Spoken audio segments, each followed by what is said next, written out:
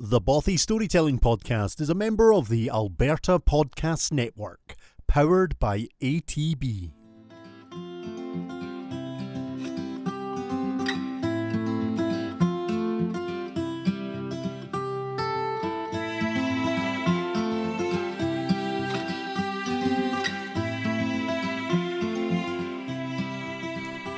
Welcome to the Bothy Storytelling Podcast. I'm your host, Calum Lykan. And as I promised, I'm going to be shooting out some quick-fire episodes this month to make up for the fact that I was so busy last month I didn't get the chance to do as many as I wanted. And we're sticking with the same theme. Kind of all the things I've been up to in the last month. The last episode, it was a wee introduction to the Vikings, the training weekend that I was part of. And I'm going to do another episode about some of the events that we've been doing. But this episode is going to be all about how I went to Comicon as an old man. Yeah, I know I have said in previous episodes I am old, but I mean a really old man, like any 70s, 80s old man. Let me explain. My good friends who run Rocky Mountain Sidecar Adventures, they take people all over the area in the Ural sidecar bikes doing tours. And they're phenomenal bikes and amazing to ride in. But they're based on the German Second World War bike. So, it's a historical looking piece already. And then it dawned on them that there was an opportunity here because there were so many kind of classic bikes in movies. So they came up with this idea of movie bikes. And if you're interested in finding out more about that, I will just kind of say it's moviebikes.ca is their website, www.moviebikes.ca, and you can kind of go and have a look at what they're offering at the moment, and the fleet is still growing. Well, he approached me and he came up with this great idea. We want to do Indiana Jones. A lot of people might not know because quite often they're sub-players, but throughout the whole Indiana Jones series, these bikes with sidecars have been present. Whether it's the Demeter, the BMW, the Ural, they're all throughout the movies. And of course, the strongest one is The Last Crusade. And in The Last Crusade, they play a prominent part in what is always classed as the chase scene. Now, I got excited. I'm thinking, you want me to be a part of this? Instantly, my dreams of Harrison Ford have become a reality. I probably have said this in previous podcasts, I'm not entirely sure, but I have what I believe to be the Harrison Ford complex. This man has influenced my entire life. I love his movies, I love everything he does, and he basically, got me into the love of history. I dreamed of being an archaeologist at one point, and he got me into my love of waistcoats and piracy. It's a weird thing, okay? It's just the Harrison Ford complex to me is real. So when my friend said we want to do the Indiana Jones bike, I'm thinking, I get to wear the fedora, I get to carry the whip, I get the leather jacket, the satchel, I get to be Indiana Jones. Delusions of grandeur would probably be the best statement to use for that, folks, because he had no intention of making me Indiana Jones. No. The accent might be a hint to the key player he wanted me to be.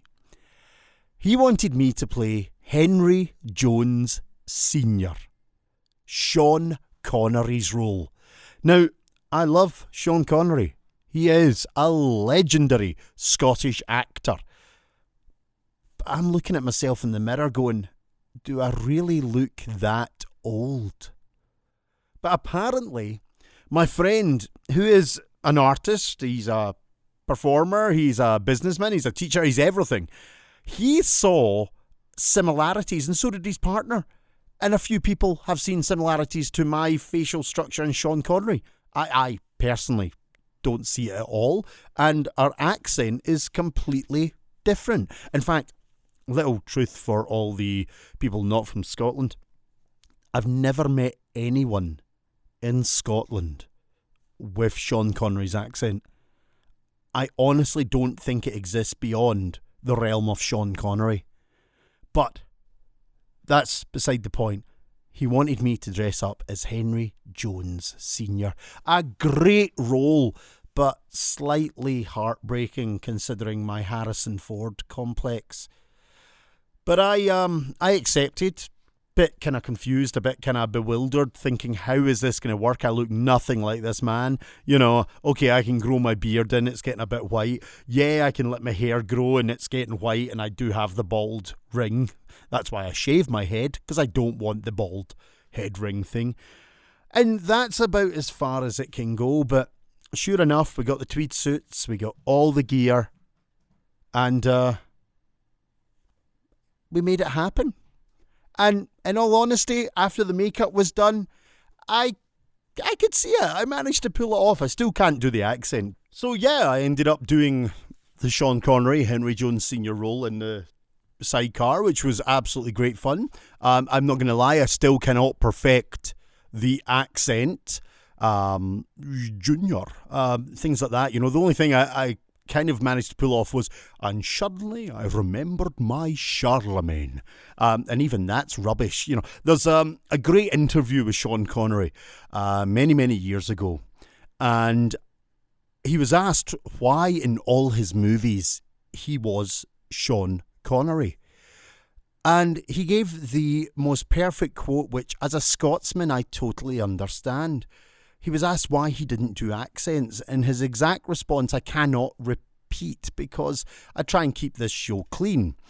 But he basically turned around in a, shall we say, slightly more abrupt way and said, because he's rubbish at them. And I totally agree. Scottish people are rubbish at accents. Even our own accents can be rubbish at times. Do you know how many different Scottish accents there are on that small island? It's absolutely crazy. I sometimes don't even understand Scottish people. I'm surprised you guys can understand me at times. But back to the Comicon, what an experience. We were there for 3 days running the booth.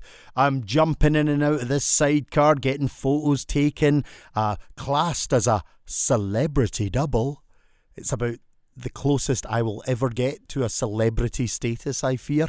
But it was great fun. A good friend, he was playing indie, and people were coming up and getting their photos taken. And some of the folk that were coming up, it was brilliant. We had stormtroopers. We had Harley and the Joker. We had, oh my goodness, my mind has, Wonder Woman. Yummy. She was absolutely wonderful. She was a celebrity double Wonder Woman as well. So much fun. She was just jumping on that bike and having a great laugh. And of course I got to sit in the sidecar, so I was happy.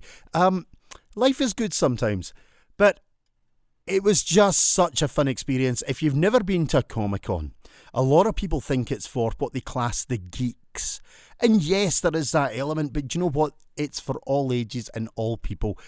It's so much fun getting into costume and seeing the work and the passion and the effort that people put into these outfits. Some are basic and some are just crazy elaborate. You know, we saw a full-size Bender from Futurama walking around. For many years I've seen Space Marines in like huge armour pieces. Wonderful weaponry designs, wonderful costume designs. You know, people just putting their heart and soul into these costumes, their passion for gaming, for comic, for movie, for anime, it's all there. And then there was me. And I love The Last Crusade. I love the Indiana Jones movies. But I'm walking about like an old man. And it's hilarious. You know, I'm walking about and there's just these beautiful, wonderful costumes. And there's me, dressed up like an 80-year-old English medieval literature professor. Gosh, there I'm going to get slammed for that one. What was he? It was a medieval professor, something like that. Literature, medieval literature. And there I am roaming about with the whole regalia. Now, people were loving it. We looked brilliant, apparently.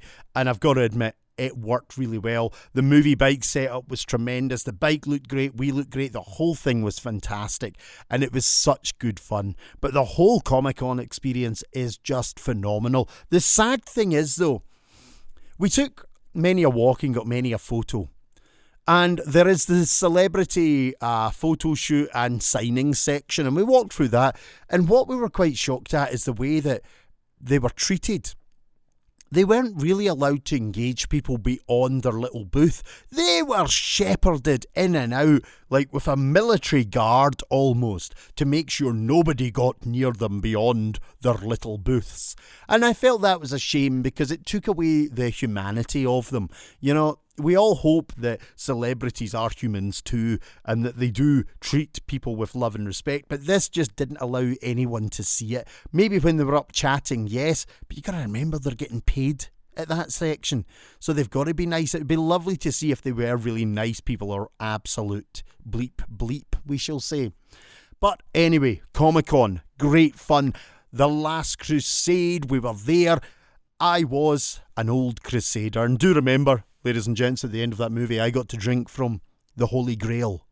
Therefore, I became immortal until, of course, I crossed the seal. And there's a bit that people don't register.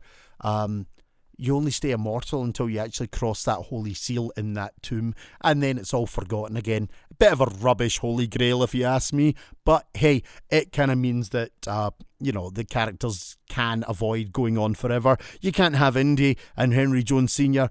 for 1,000 years going on. Harrison Ford and Sean Connery, as much as we'd love them to, aren't going to last that long. But movie bikes at Comic-Con, a great fun experience. Any Comic-Con is going to be amazing. We're hoping to get into Edmonton as well. I think, was it Regina or Winnipeg?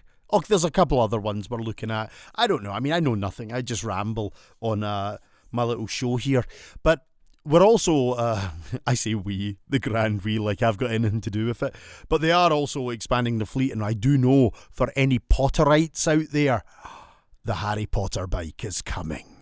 Oh yes, you can ride in the sidecar or behind Hagrid on the Harry Potter bike, but I will also say that it can't be called the Harry Potter bike due to copyright, so please, Warner Brothers, don't slam me for saying Harry Potter. We are replicating a Harry Potter bike. It's not going to be called the Harry Potter bike for legal reasons. Thank you very much. I hope that calms things down, and I hope I don't get sued horrendously by Warner Brothers or J.K. Rowling, who actually, in Edinburgh we've all met, that just in a wee side note of me meeting celebrities and being around celebrities, I am one myself now, in case you didn't notice I said celebrity double, therefore I am now a celebrity, okay? Just let's clarify that, let's keep that real, people, okay? This episode is, of course, part of the Alberta Podcast Network, powered by ATB. And the ATB Arts and Culture branch is an incredibly important part of what they do. If you're an artist, like myself, you know that banking, it can be difficult. Because let's be honest, we do not have a traditional income. Now, ATB's new Arts and Culture branch was built for artists in mind. You can finally get your banking done in a way that works for you and the industry you work in, which from my perspective is tremendous because, I can be quiet for a few months. I can be hectic as I am now, just running off everywhere, doing events, Viking storytelling, etc. like that. So the Arts and Culture branch is open in Edmonton at the CKUA building and in Calgary at the ATB Stephen Avenue branch. Learn more about the ATB Arts and Culture branch at atb.com/the branch for artist banking and helping us with untraditional incomes. Now, anyone who is a fan of The Last Crusade knows it's based on the search for the Holy Grail. Now, the Holy Grail was always supposed to be classed as the cup or the last cup that Christ drank from. And it creates an interesting movie based on kind of mythology and religion, etc. But where most of us know this reference point from is the Arthurian legends. And they're amazing tales. And of course, most of us have the reference point for King Arthur from the kind of writings of Geoffrey of Monmouth, written in the medieval period, and he kind of created these wonderful stories of chivalry and knights and the search for the Holy Grail and the Round Table and Arthur and Guinevere and Galahad and Percival. So a very much kind of mythical creation. But there's a lot of evidence to say that these guys, or at least Arthur and a few of the other characters, may have existed. They may be based on evidence. And do you know what I really love? And you are going to hate me for this. All my friends are going to go, oh, here he goes again. In Scotland, we actually have a huge wealth of evidence to kind of try and lay claim to Arthur as one of our own. And there is a massive amount of stuff up there. About 4 or 5 years ago, when the Guy Ritchie movie, King Arthur, was coming out, I was asked to do a tour for Visit Britain. And I got to take all these reporters and press people all over Edinburgh and talk about the history of Arthur and tell them some tales. So it meant I had to do a huge amount of reference. Now, I'm not going to lie and say there was any Grail reference in that, because certainly I couldn't find any. That's a whole different aspect. But the legends of Arthur, the stories of Arthur, definitely there is something connected, and there's so many reference points in Scotland. But there's also a couple of suggested characters that may have existed, which may have led to the Arthur tales being elaborated and created by authors many hundreds of years later. In Scotland, we actually have a couple of candidates for Arthur. And the first is a chap called Aidan Mac Gabrain, King of Dalradia. Now, Dalradia was covering roughly the area, if you know Scotland, of modern Argyll.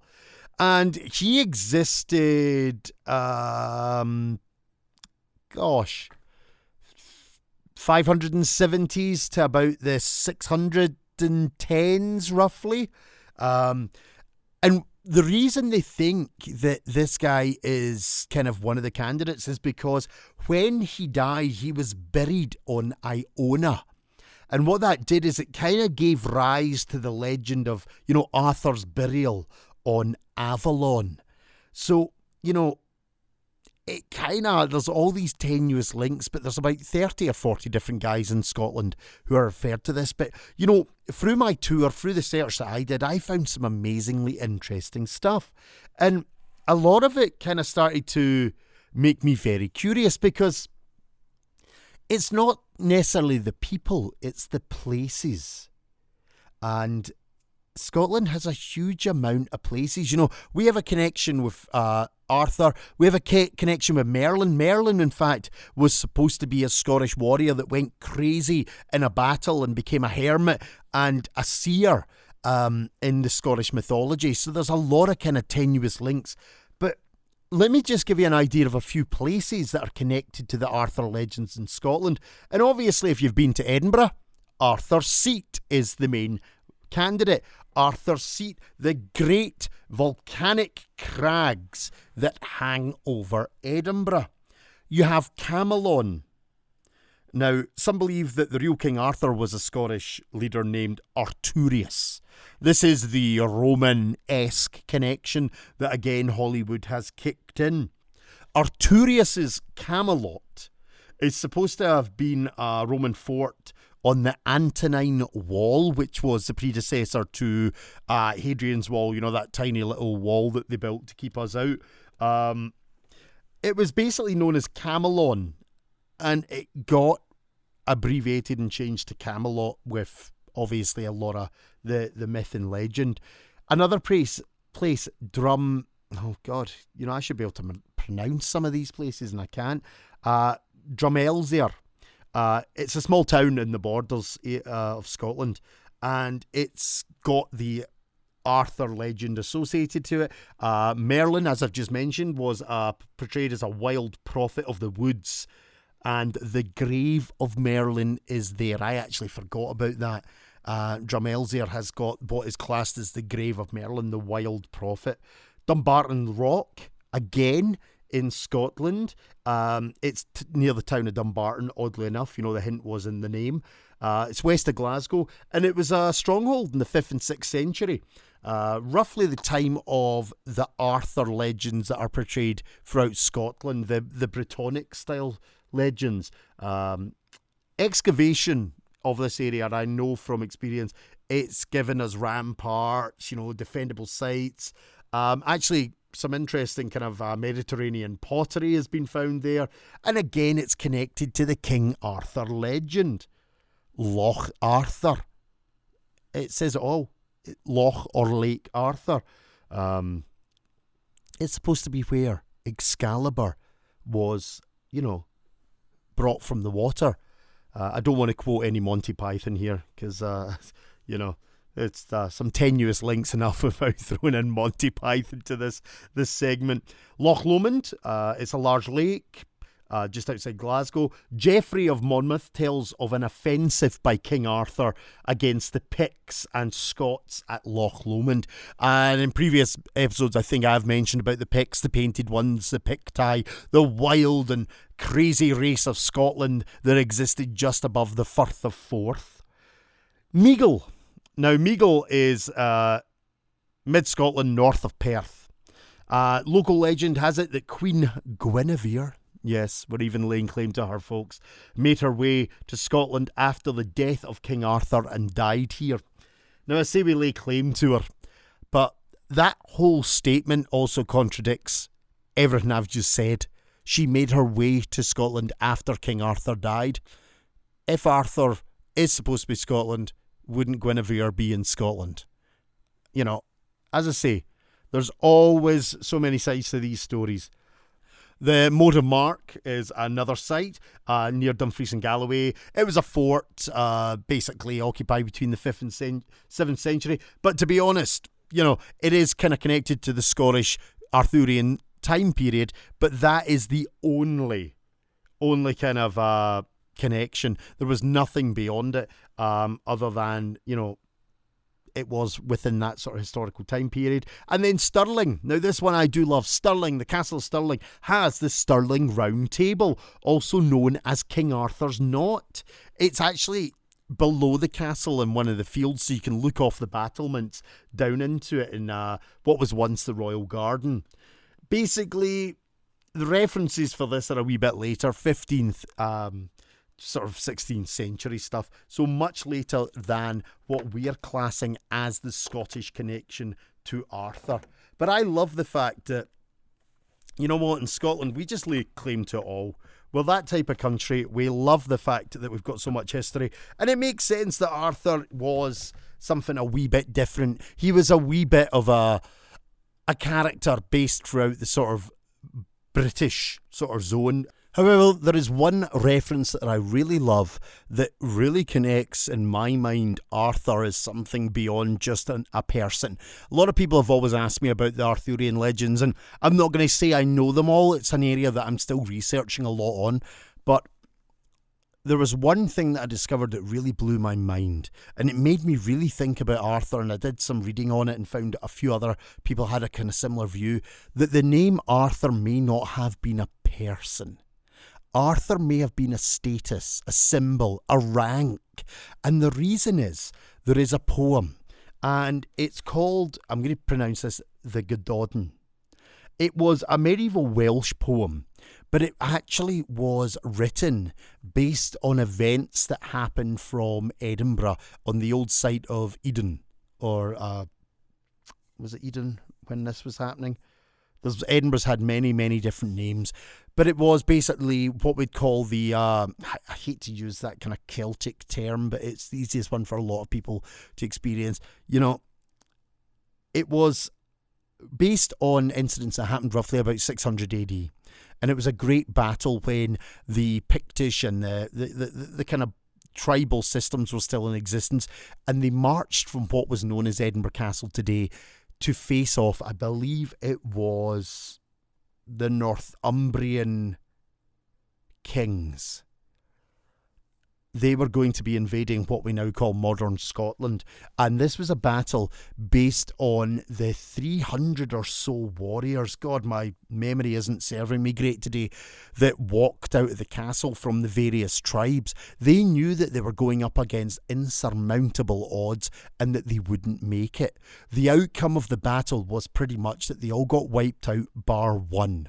One was sent home, the bard, the skald, the storyteller, the poet, and he was sent to return to tell the tale of the loss, to tell the tale of the battle, to glorify these brave warriors that marched out to die.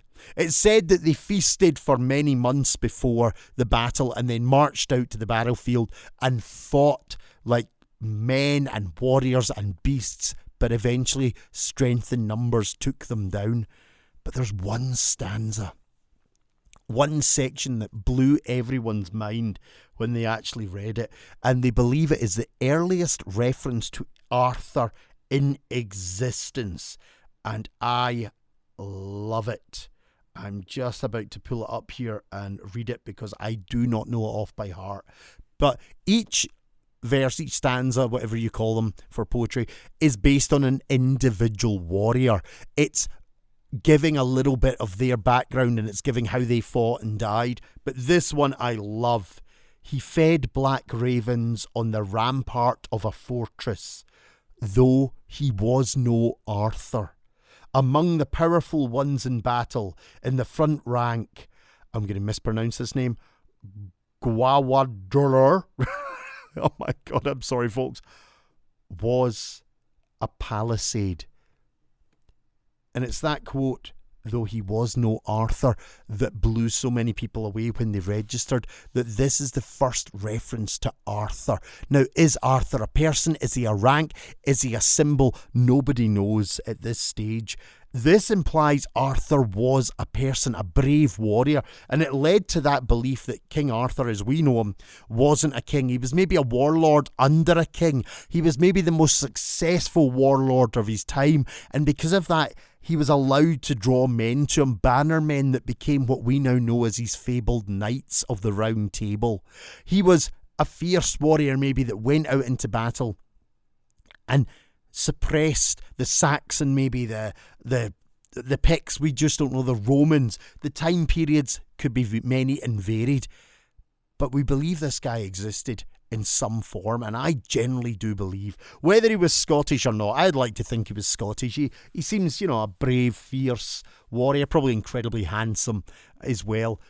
I think he was Scottish, able to draw people towards him and create this legend that then many hundreds of years later, medieval literature created and romanticised and created this age of chivalry, which always makes me laugh because I don't know if you've ever heard that one. You open a door for someone and they're like, oh, the age of chivalry is not dead. And I don't know how you feel about that, but I instantly then want to pull a gauntlet from my pocket, slap them and challenge them to a duel in the street. That's just my mindset though.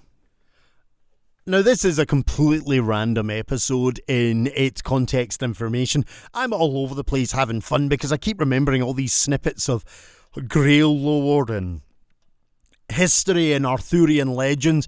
And let's be honest, the whole point of this episode was Comicon. So I've gone completely off the rails on it. But do you know what? That's the whole point of having fun in a podcast. You can just go anywhere you want.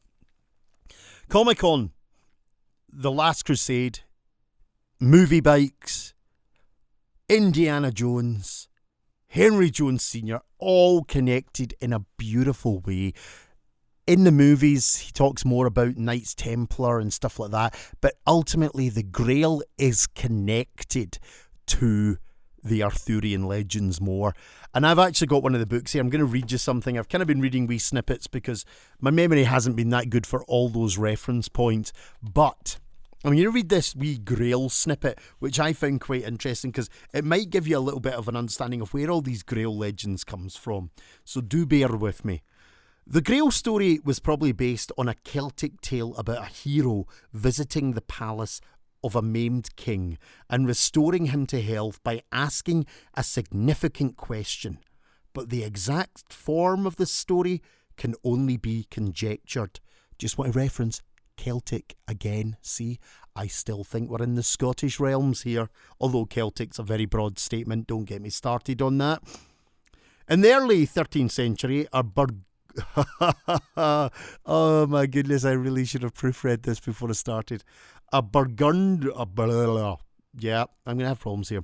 Burgundian poet called Robert de Baron composed a sequence of poems explaining the entire history of the Holy Grail, how it was brought to Britain, and the involvement of Arthur's court in the quest for it. Robert writes that the Grail is the cup of the Last Supper used by Joseph of Arimathea to catch Christ's blood from the cross.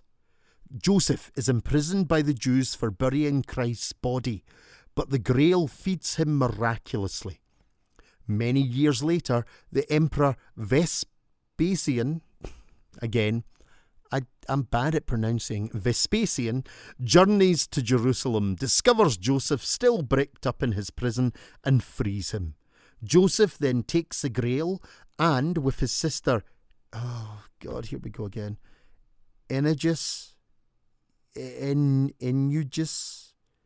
her husband Bran, or Hebron, Bran, sets up a small Christian community somewhere outside Judea. Owing to the sin of lechery practised by some, I shouldn't laugh at that, I apologise, practised by some, their crops fail.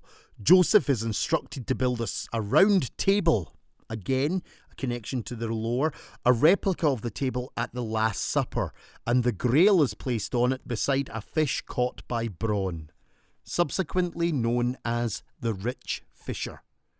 Only the pure members of the community can bear to sit at the table where they are fed with the fish through the power of the Grail and filled with bliss. Bran and Enigus have 12 sons, of whom one, Elaine, wants to remain celibate. Realising that this means he will become the father of the Grail Knight, Joseph One moment, sorry, just going back there. Celibate, father of the Grail Knight. Okay, we'll just bypass that kind of massive loophole there. Joseph trains him in the secrets of the Grail. Afterwards, he takes it to the far west. The west of Britain is implied. But Robert does not name Glastonbury. Glastonbury being another fabled zone of the Arthurian legends, and Avalon's supposed to be close to there, but actually, again, going back to the Scottish connection, I was born in a little town called Arran Prestwick, and right across from us is the Isle of Arran, the sleeping warrior, and it has been referenced as Avalon as well, and the nickname the sleeping warrior also to me ties greatly to the Arthurian legends.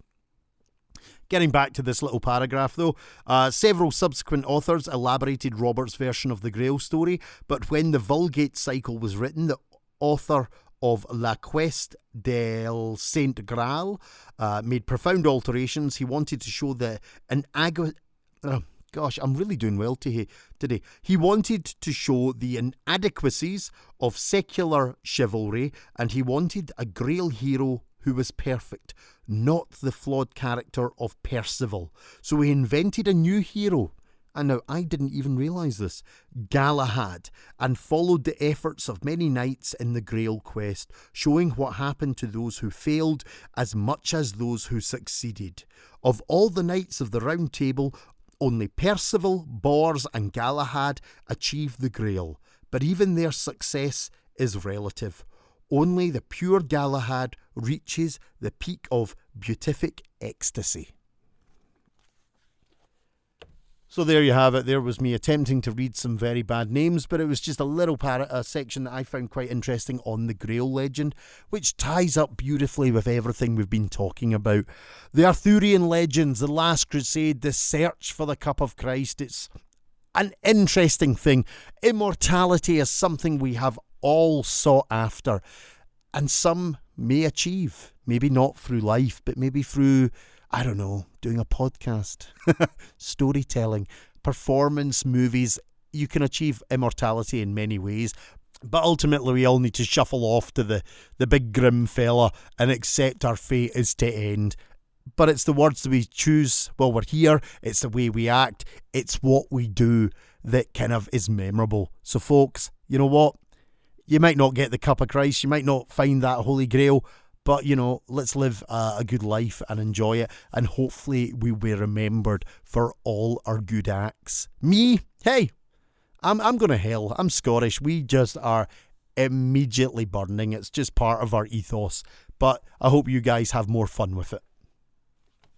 Some of the more observant amongst you will have noticed I've not actually told a tale this episode, and that's because when I started to record it and ramble and kind of get off track, I realised that I didn't actually have any Arthurian legends to tell. I haven't really delved into them deeply enough. So here is the promise that I make to all my listeners. I will now have to go and learn some Arthurian legends properly and give you guys an episode of Tales of King Arthur and the Knights of the Round Table. However, I can give you at least something just now.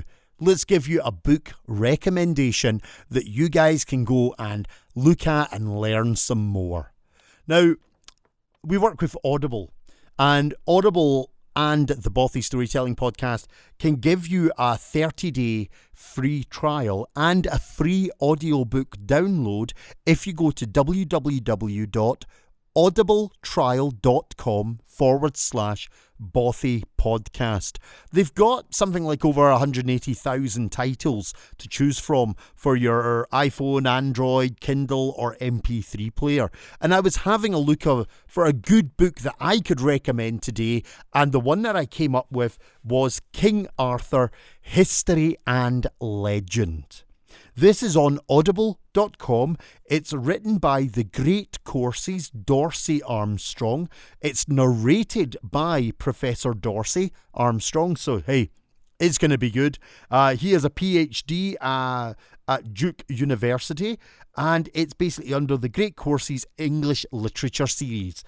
King Arthur, History and Legend. I have not read this one myself, but it is valued, and this is why I always try and find a really good one, at just about $47.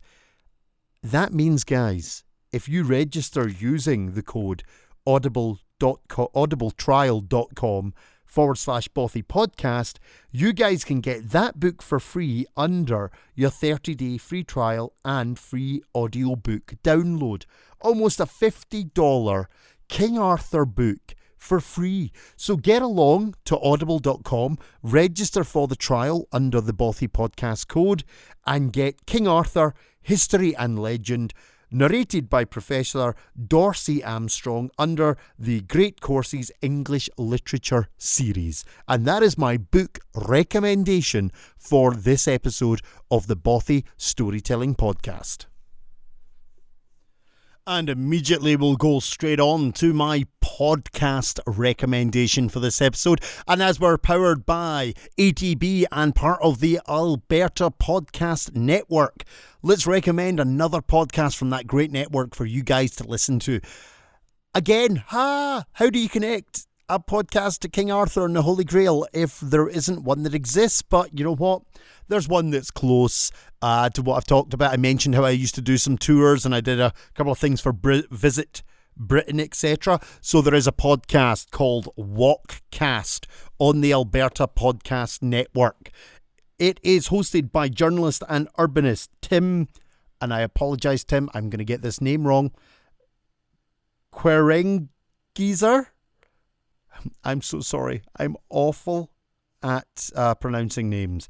But Tim does a walkcast and talks about walkability and cities by walking it. So this podcast is all about walking around cities. He's talking about the various ones he's visited and basically their walkability. So yeah, head over to Walkcast. It's part of the Alberta Podcast Network and it's hosted by Tim, and it's Walkcast talks about walkability in cities by walking it. So close to my heart because having done walking tours, I absolutely love finding out more about cities and their accessibility. And I just wish, being in Calgary now, I could figure out a way to do a walking tour because I really, really miss my walking tours. Maybe there's an episode I can get you guys to throw out some suggestions of walking tours that you might like in Calgary. But that is my podcast recommendation from the Alberta Podcast Network, Walkcast. Tim is your host. Get on to it, listen to it, and enjoy. And there you go, folks. We come to the end of another episode of the Bothy Storytelling Podcast. Probably the most random, flaky, most all over the place podcast I've done to date. I can't promise that they'll get any better. I might just go off the rails and ramble constantly in my podcast. I hope there is enough information there to give you a bit of an understanding of Arthur and the legends. I hope I haven't just done completely random snippets of throwing it out there. However, I have made a promise I will do a proper Arthur Legends podcast at some point, tell you some tales, get some better facts and more solid stuff going for you. I've had fun doing this. I always have fun doing this. The Comicon experience was great. I got to ride in a sidecar. I got to dress up as Sir Sean Connery. I got to wear a tweed suit. I got plastered in makeup. I got to sit beside Wonder Woman in some of the most fantastic costumes I have seen. I got to wander about an event which was so much fun, filled with energy and passion and enthusiasm. I saw a couple of stars I liked. I did see Carrie Elwes from The Princess Bride. I mentioned how much I love that, I think, back in episode 1. I got to see Louis Ferrigno, the original Hulk, still a big guy. Christopher Lloyd was there. He actually walked by the booth. Back to the Future. Oh yeah, I got to sit in a DeLorean as well. You know, it's all there. It's all fun. If you get a chance to go to a Comic-Con, highly recommend it. Look up moviebikes.ca. Those guys are going to be going to a lot of the events. If you're an indie fan or a Harry Potter fan and you never know what other bikes are coming, definitely check them out. But beyond that, rambling, crazy episode. Love it. Speak to you all soon.